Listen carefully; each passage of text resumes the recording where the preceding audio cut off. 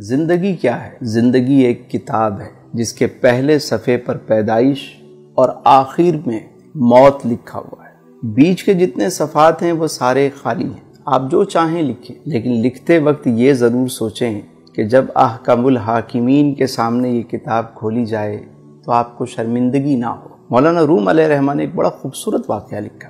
آپ فرماتے ہیں کہ ایک شخص کو ایک قیمتی ہیرا ملا، انمول ہیرا۔ وہ اسے لے کر جوہری کے پاس گیا اور کہا اس کی قیمت کیا ہوگی؟ تو جوہری نے اسے دیکھا تو کہا کہ میں اپنی پوری دکان بھی دے دوں تو اس کی قیمت ادا نہیں ہو سکتی، اس پورے سرافہ بازار میں کوئی بھی اس کی قیمت نہیں دے سکتا۔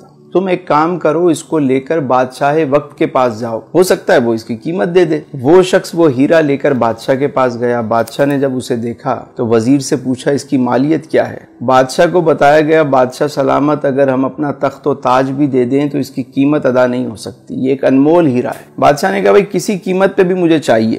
وزیر نے کہا یہ کام مجھ پہ چھوڑ دیں، اور اس شخص سے کہا کہ ایک کام کرو کہ تم یہ ہیرا ہمیں دے دو، صبح تم آ جانا سورج نکلنے سے پہلے، سورج نکلنے سے لے کر غروب آفتاب تک محل کے سارے دروازے تمہارے لیے کھول دیے جائیں گے، تم جس دروازے سے چاہو داخل ہو جاؤ، جو کچھ اس محل سے لے جانا چاہو لے جاؤ، تمہیں کوئی روکنے ٹوکنے والا نہیں ہوگا۔ وہ شخص گیا گھر، ساری رات اسے نیند نہیں آئی۔ صبح سورج نکلنے سے پہلے وہ محل میں داخل ہو گیا، دیکھا سارے دروازے کھلے ہوئے، وہ آرام سے داخل ہو گیا، کسی نے اسے روکا نہیں۔ پہلے ہال میں جب وہ گیا تو اس نے کیا دیکھا کہ بہت سارے شاہی لباس وہاں پر ٹنگے ہوئے ہیں، طرح طرح کے لباس ہیں۔ اس نے سوچا کہ ابھی تو صبح کا وقت ہے، میں نے تو ایسے کپڑے کبھی نہیں دیکھے، چلو پہلے اسے ذرا زیب تن کرتے ہیں۔ اس نے ایک لباس پہنا، اسے شیشے میں دیکھا، دوسرا پہنا، اسے اتارا، تیسرا پہنا، اسے اتارا۔ کافی وقت کے بعد اسے ایک لباس پسند آ گیا۔ جب وہ پہن کر اپنے آپ کو دیکھتا ہے، کہتا ہے میں تو شہزادہ لگ رہا ہوں، میں تو بادشاہ لگ رہا ہوں۔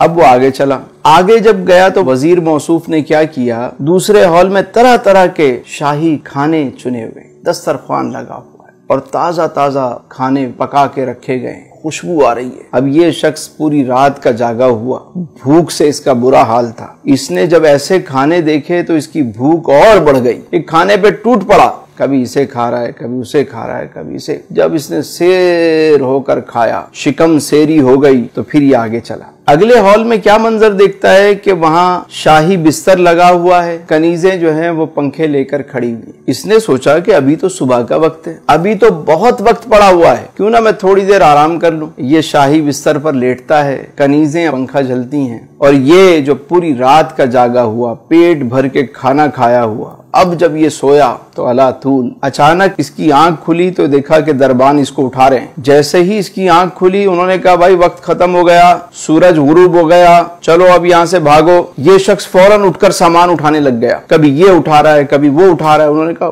خبردار، تم یہاں سے اب تنکا بھی نہیں لے کر جا سکتے۔ اس نے کہا میں نے تو کچھ بھی نہیں لیا ابھی تک، تمہاری مرضی، وقت ختم ہو گیا۔ اٹھا کے اس کو محل سے باہر پھینک دیا۔ مولانا روم فرماتے ہیں کہ جس طرح اس شخص کو قیمتی ہیرا ملا، انمول ہیرا، اور اس نے اسے ضائع کر دیا، اگر وہ چاہتا تو سارا دن بجائے اچھے لباس پہننے کے، اچھے کھانے کھانے کے، ایک معقول لباس پہن لیتا، مختصر سا کھانا کھا لیتا اور آرام کی قربانی دے دیتا، اور وہ سامان اٹھا کے باہر رکھتا رہتا۔ جب شام کو وہاں سے نکالا جاتا تو اس کا اپنا محل تیار ہو چکا ہوتا، لیکن اس نے اپنے انمول ہیرے کو ضائع کر دیا۔ اسی طرح ہم دنیا میں آئے ہیں تو یہاں پہ ہم اچھے لباس، سوٹڈ بوٹڈ، بس ہمارا مرنا جینا جو ہے وہ بس لباس پہ ہے۔ کچھ زندہ رہنے کے لیے کھاتے ہیں اور کچھ کھانے کے لیے زندہ رہتے ہیں، مقصد ہی کھانا ہے، کھائے جا رہے ہیں، اور اس کے بعد سونے میں وقت ضائع ہو جاتا ہے۔ یاد رکھیے جب موت کا وقت آتا ہے نا تو انسان کہتا ہے کہ مجھے تھوڑی سی مہلت دے دو، میں 2 رکعت نفل ادا کر لوں، اے فرشتوں مجھے کچھ موقع دو کہ میں 1 مرتبہ سبحان اللہ کہوں،